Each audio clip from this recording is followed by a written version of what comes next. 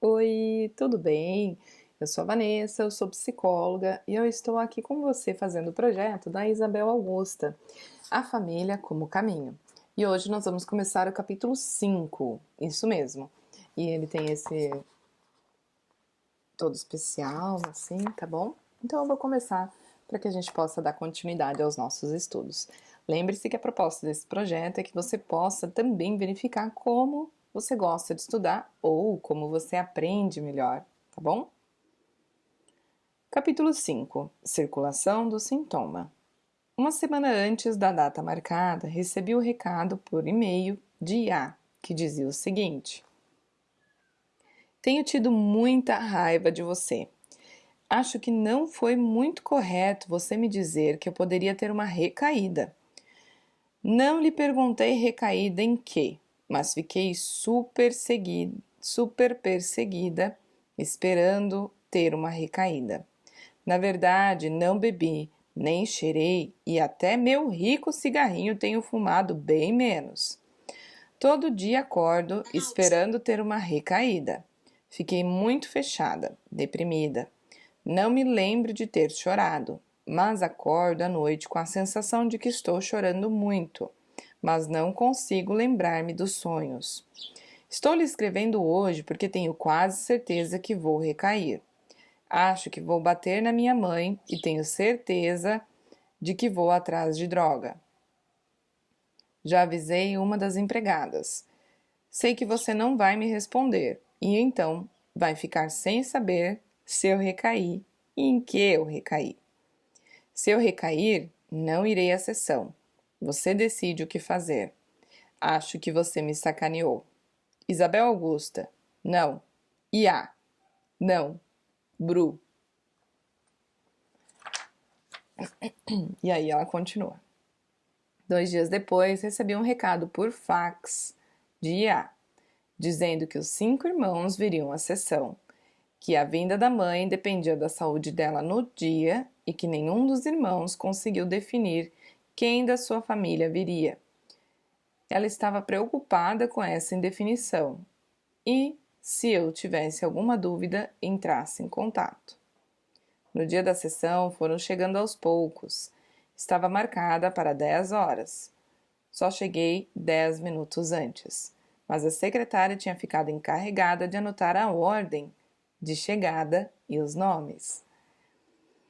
É muito legal que uma secretária pode se tornar um olho, né? Porque é bom ficar sabendo a organização da família, claro, mas não necessariamente o psicoterapeuta vai utilizar isso depois. Mas faz parte do funcionamento e é assim que ela vai vendo. A primeira a chegar foi Ia, 30 minutos antes. Veio sozinha. Tinha chegado de véspera e dormido na cidade. Depois chegaram Débora, com o Roberto, e os filhos e a mãe. Tinham vindo em 2 carros. Num, a família. No outro, a mãe com o motorista. Cheguei junto com Vitor, sua esposa Elisa. Daniel com um filho de 14. A esposa não veio porque o filho de 12 anos teve febre. Entrei na sala de atendimento e pedi que eles esperassem para entrarem quando Henrique chegasse. Ficaram na recepção e no corredor, conversando animadamente sobre assuntos gerais. A viagem, um programa de televisão. Pareciam todos à vontade, sem grandes receios. A mãe estava numa cadeira de rodas e não conversava com ninguém. Exatamente no horário chegaram Henrique e Heloísa, com os filhos Rebeca e Neto. Pedi que entrassem na sala e iniciei a sessão, apresentando-me e pedindo que cada um se apresentasse. Débora começou apresentando a mãe. Quando ela ia apresentar a família, pedi que, na ordem que quisesse, cada um fosse me dizendo o nome e de que ramo era. Eles ocuparam os lugares sem a preocupação de ficarem próximo dos membros de sua família. Então eu não podia saber quem era quem. Pedi para Iá ir escrevendo os nomes no quadro, com cores diferentes para a família de cada irmão. Ela estava bem arrumada, penteada, maquiada, apesar de estar com olheiras profundas e tinha sentado num banquinho próximo a mim. Expliquei então que tinha sugerido uma sessão de família porque a situação de Iá era muito séria. Ou ela fazia logo uma profunda mudança no seu funcionamento, ou o tempo passaria e quando nos dessemos conta, a mudança seria muito mais traumática, se não impossível. Disse-lhes que, da forma como trabalhava, compreendia que sempre que alguém apresentava um sintoma ou tinha dificuldades, era sinal de que a família como um todo estava evitando fazer aprendizagens ou mudanças. Disse que tinha minhas hipóteses de que essa família tinha evitado lidar com algumas situações difíceis quando ocorreram e que agora poderiam aproveitar o momento para aprender e fazer algumas mudanças. A tarefa de mudar sua história era de Iá, tendo em vista ser uma mulher adulta. Eu trabalho focando a decisão e responsabilidade da pessoa em escrever a sua história, independente das dificuldades que tenha tido quando criança ou adolescente. O convite para a família integrar-se no processo aconteceu porque acredito que, se houver mais pessoas envolvidas em refazer a história, será mais fácil para Iá redefinir suas questões passadas e atuais e poder pensar num projeto de futuro. Também os convidei porque acredito que todos da família podem se beneficiar com essa possibilidade de mudança. Pedi então que cada um dissesse o que via, pensava ou sentia com relação a essa família. Henrique iniciou dizendo que com certeza eles tinham algumas questões, mas eram as normais de toda a família. Eles estavam ali para esclarecer sobre alguns comportamentos de Iá. Expliquei então que eu já sabia das complicações de Iá, seja por ela, seja por Débora. Na medida do possível, ele poderia me colocar novos tópicos, mas eu queria aproveitar aquele momento em que grande parte da família estava presente para saber a visão dos acontecimentos passados e atuais ângulos de cada um. Então percebam como ela limita a fala de um dos irmãos, que poderia entrar então, acredito que numa situação conflituosa, de queixosa, não mudando comportamentos, mas sim retomando antigos, disfuncionais, onde poderiam utilizar aquele momento para castigar, punir ou então trazer dor a Isabel Augusta, coisa que não é o objetivo da sessão. Pelo contrário, ela deixa bem explícito aqui, para saber a visão dos acontecimentos passados e atuais no ângulo de cada um. Então isso é ótimo, ela encerra por aqui a conversa e bora seguir o barco.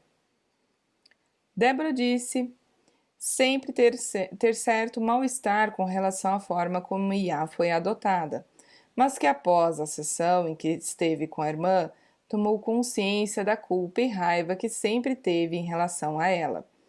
Perguntei se esses sentimentos também se referiram à mãe, e ela disse achar que sim, que nunca conseguira entender direito por que a mãe fizera isso, nem conseguira conversar direito com a mãe sobre o assunto. A minha pergunta e colocação de Débora trouxeram um mal-estar para todos. Eles olharam para a mãe, que sentada na cadeira de rodas parecia não ouvir o que diziam, e olhava pela janela para fora da sala. Aos poucos, todos foram se colocando e dizendo que ninguém compreendia a forma como a mãe resolvera fazer a adoção. Perguntei, então, como era a situação da família antes da adoção. Vitor disse que não sabia, pois era pequeno. Daniel estudava fora e não estava por dentro da situação. Os netos disseram que nem tinham nascido. Então, Heloísa, sensivelmente agitada, falou que achava um desperdício virem até ali e fazerem de conta que não sabiam de nada. Apesar de nunca terem conversado abertamente sobre o assunto, todos sabiam que os sogros estavam passando por uma fase difícil no casamento, que a sogra estava muito raivosa com Henrique, porque era confidente das histórias do pai e que não tinha aceitado o casamento de Henrique e Heloísa, nem a gravidez precoce. Disse também de como a sogra forçou Débora a assumir os cuidados com Iá. Quando Vilma telefonou para Heloísa para contar a notícia, disse-lhe: Não é só você que vai ter bebê, também tem o meu troféu. Gente, olha que sensacional. É quando você tem uma pessoa que, primeiro, tem a coragem de denunciar tudo que ocorreu, o que ocorre dentro do grupo. Mas não menos importante é, essa família entrou naquele paradoxo de quero mudanças, mas não quero mudanças, porque eles realmente estão ainda tentando acobertar. E vem um novo membro, que ela se tornou da família, mas que aponta e diz assim: não, peraí, tá acontecendo isso aqui. Mas ela acabou sendo aquele membro novo da família, a Nora. Então é bem interessante. E essa frase que ela fala que ela também vai ter o bebê e um troféu, uau! Heloísa falou rapidamente e no final rompeu em prantos. Rebeca mudou de lugar, sentou-se ao lado da mãe e começou a chorar também. Disse que achava bom pôr para fora essas coisas velhas. Contou que a avó nunca lhe dera bola e que ela e A nunca conseguiram ser amigas, pois sempre tinha alguém colocando uma contra a outra. As empregadas, a avó, o avô, que a tratava como princesa e passava esbarrando Iá como se ela não existisse. Henrique olhou para mim e disse: Então, doutora, parece que mexeu no vespeiro. Isso vai ajudar em alguma coisa? Não vai servir de mais razão para a mocinha ali fazer mais besteiras? Lembra que eu falei sobre o fato deles entrarem no comportamento disfuncional outra vez? Falei que esse era um dos riscos, mas que eu costumava tomar alguns cuidados. Expliquei que Heloísa e Rebeca tinham trazido um pouco dos sentimentos acumulados por mais de 20 anos, e que eu acreditava que a melhor forma de lidar com mágoas, raivas, culpas e outros bichos era expressar logo depois que surgiam, assim limpando-as e redefinindo as situações. Entretanto, na maioria das vezes, nós não conseguimos fazer isso. Então, essa emoção, essa energia fica envenenando por dentro. Um dos riscos das sessões de família é trazer tudo isso à tona e machucar todos os envolvidos. Isso, ao invés de ajudar, pode criar novas mágoas, raivas e culpas. Não tenho como deixar de dizer o tamanho da responsabilidade enquanto terapeuta neste momento. Disse que tinha algumas propostas a fazer, mas antes precisava ver como a mãe dessa turma estava se sentindo com tudo que estava sendo dito e acontecendo. Aproximei-me de Vilma e vi que ela estava chorando de uma forma quase imperceptível. Segurei sua mão e acheguei-me a ela, de forma que sua cabeça ficou próxima do meu corpo. Ela começou a soluçar baixinho e aos poucos foi aumentando o choro. Iá aproximou-se ao mesmo tempo em que Rebeca. Saí e deixei Iá em meu lugar. Heloísa e Elisa também se aproximaram, depois Débora e Patrícia. Após alguns minutos, Heloísa, Elisa e Patrícia voltaram para seus lugares. Débora ficou em pé, atrás da cadeira da mãe. Iá e Rebeca sentaram-se no chão, ao lado da cadeira de Vilma. Os homens, apesar de ser visível sua emoção, não saíram dos lugares. Disse que gostaria que eles expressassem um pouco do que estavam sentindo, pois as mulheres tinham soltado um pouco da emoção, e eu não queria que eles saíssem da sessão com dor de cabeça. Neto pediu que explicasse a colocação, e quando entendeu que uma das hipóteses de dor de cabeça era a emoção do choro presa, brincou que ele entendia, porque seu pai vivia com dor de cabeça. Henrique só falou: parece que a senhora mexeu. Daniel disse que deveria fazer uns 20 anos que não chorava, o que gerou uma reação em todos, pois ninguém tinha percebido seu choro. Ele brincou, dizendo ser especialista em chorar de forma transparente. Vitor disse não ter chorado, mas que teve vontade de sair da sala, de ir ao banheiro de acabar com aquela choradeira.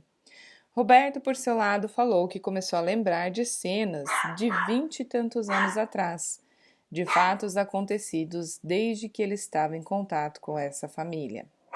Fernando disse que achou tudo esquisito. Marcelo que achou legal. Neto disse que nunca imaginou ver uma choradeira dessas. Expliquei, então, que existem muitos jeitos de lidar com a emoção ou sentimentos trancados e antigos. Uma é trazer à tona, expressá-los. No entanto, eu propunha outra. Peguei minha caixa de recortes e brinquei que era minha caixa de mágica. Expliquei que cada um deles deveria, sem olhar, pegar uma figura de dentro da caixa. Essa figura simbolizaria as dificuldades e dores com relação à adoção de Iá e tudo mais que estivesse ligado a isso. Comecei colocando a caixa perto da mãe, que não deu sinais de entender o que eu havia dito. Repeti então para ela o que eu tinha proposto e disse que ela pensasse forte no que eu tinha dito e que eu tiraria uma figura por ela. Tirei a figura e pus no seu colo. A caixa foi passando e cada um tirou uma figura.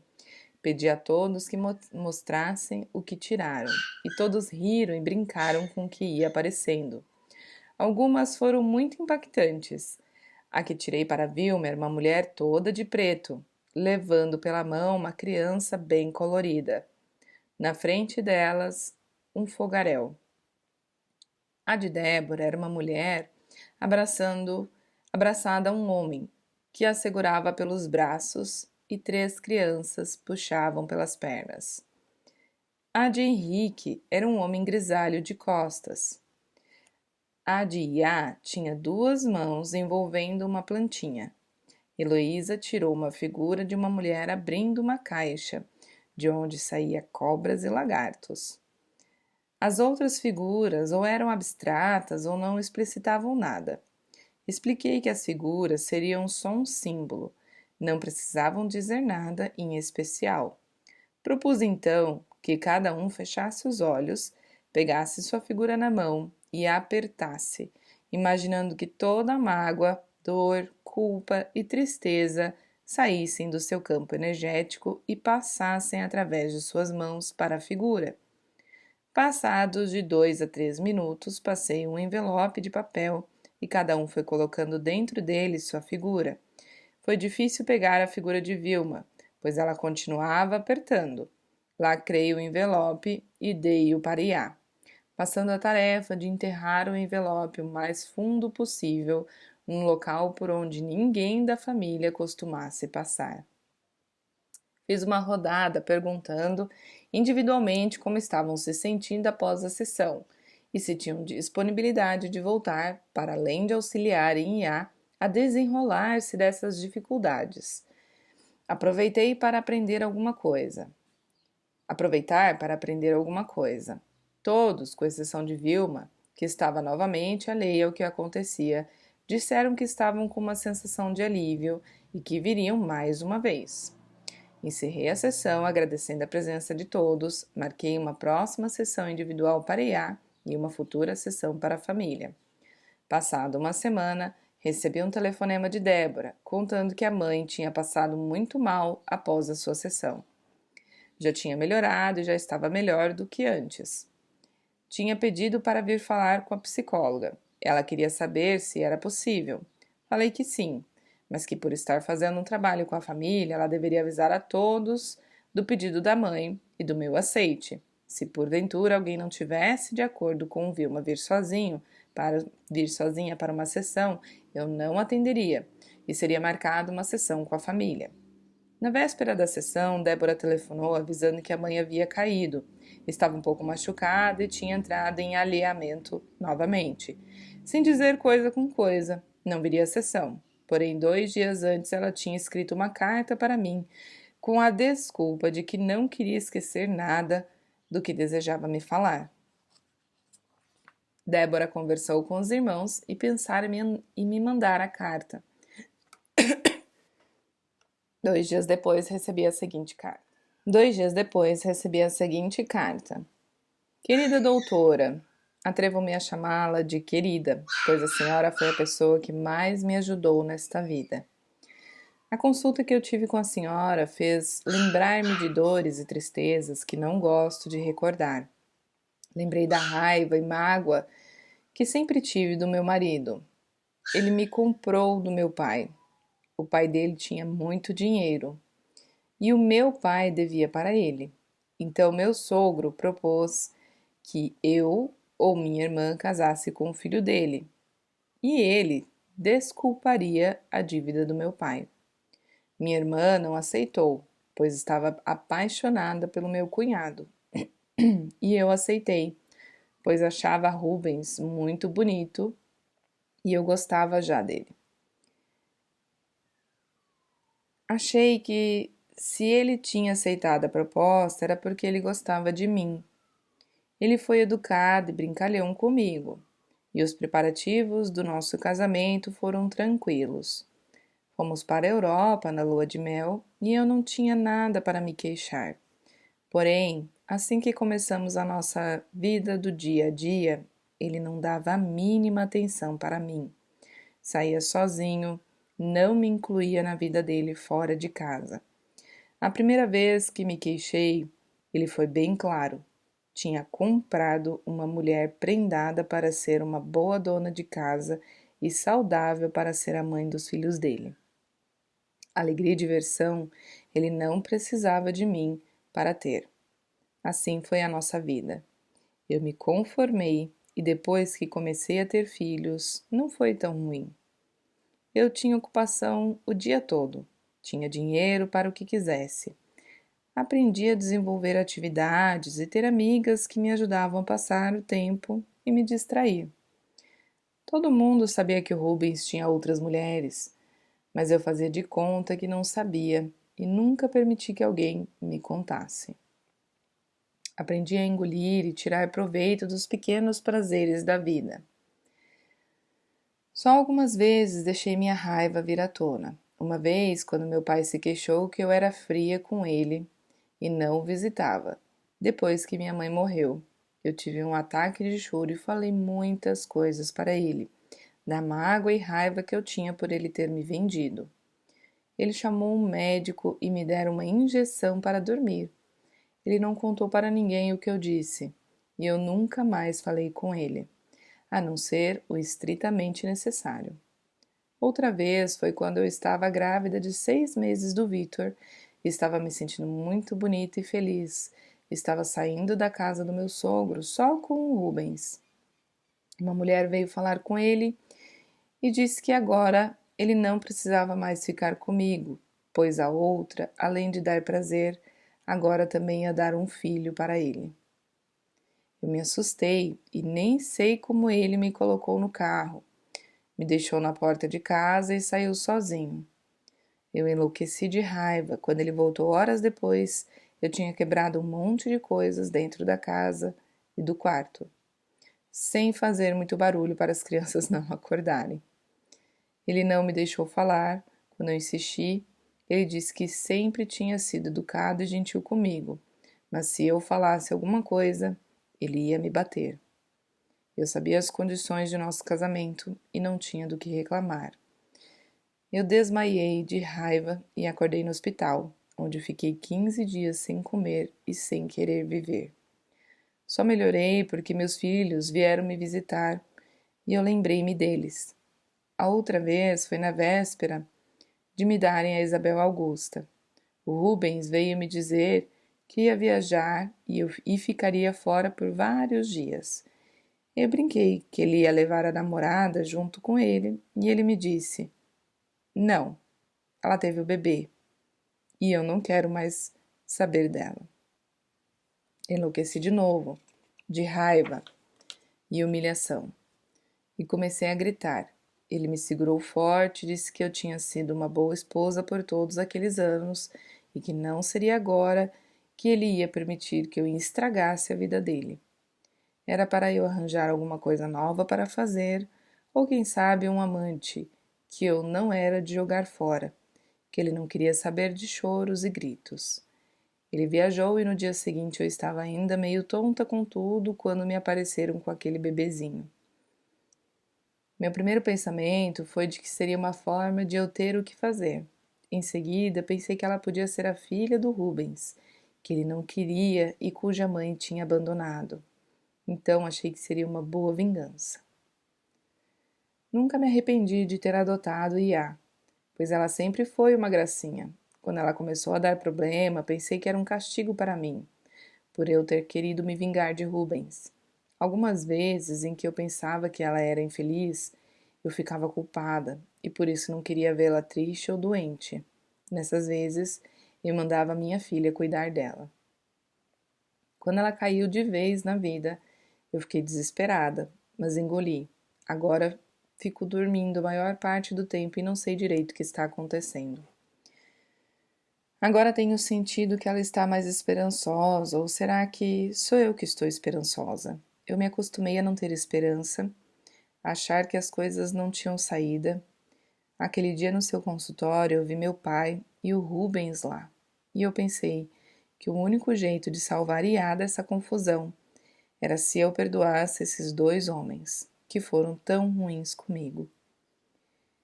Eu não lembro se eu pensei isso ou se foi a senhora que me disse quando eu os vi lá. Quando eu apertei a figura na minha mão, eu queria muito perdoar eles e fiquei muito aliviada. Eu vou ao seu consultório para contar-lhe tudo isso e outras tristezas menores que eu tive na minha vida, com meus filhos, homens que nunca gostaram de mim. Depois que eu for aí, nunca mais vou lembrar-me dessas tristezas e nem ficar culpada. Sinto como se tivesse que me confessar. Como se fosse me confessar. A senhora vai passar uma penitência e eu vou ficar perdoada e livre. Eu escrevi para não esquecer, mas vou deixar com a senhora essa carta para talvez dar para Iá ler. A senhora decide o que fazer.